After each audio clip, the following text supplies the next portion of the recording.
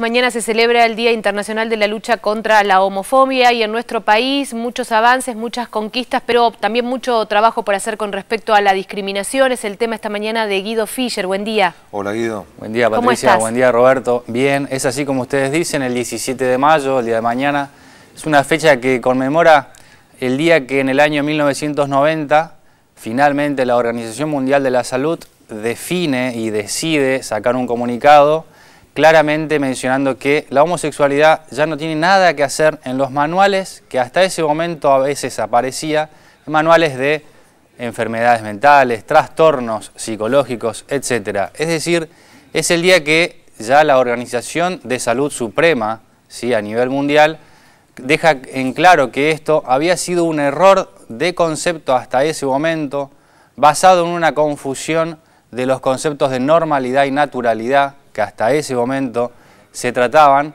y a partir de ese día claramente, digamos, celebramos una vez por año el día en contra de la homofobia, que es algo que tiene que ver con el miedo, con el rechazo, con el odio, con el repudio y con la discriminación a todas las variantes, tanto de orientación sexual como también de identidad sexual. Por eso el día 17 de mayo también se denomina Día Mundial de la Diversidad Sexual, es decir, se ha ampliado este concepto, de la misma manera que se ha ampliado el concepto, por lo menos en algunos campos, de la homofobia, que tiene que ver con el rechazo y con el odio a todas aquellas variantes sexuales. Sí, ¿Cuál fue la clave para que la Organización Mundial de la Salud quitara a la homosexualidad como una enfermedad hace poco, 23 años?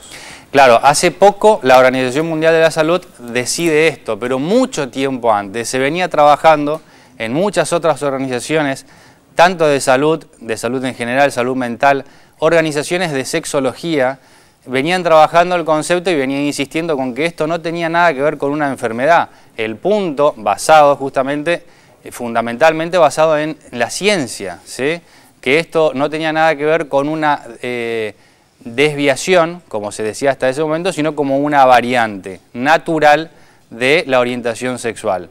También de alguna manera en ese momento se apoyaban en ver que el concepto de normalidad en ese momento había sido de alguna manera distorsionado. Ya en los años, a fines del 1800, aparece esto de que la homosexualidad no era lo normal, pero habían digamos, definido esto por una cuestión netamente estadística, lo cual no tiene nada que ver con si es una enfermedad o no.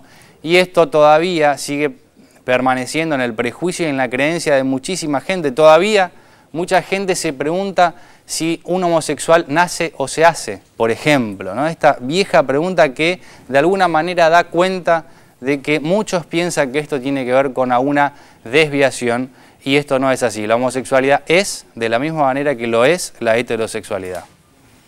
Gracias, Guido. A ustedes. Hasta la semana que viene.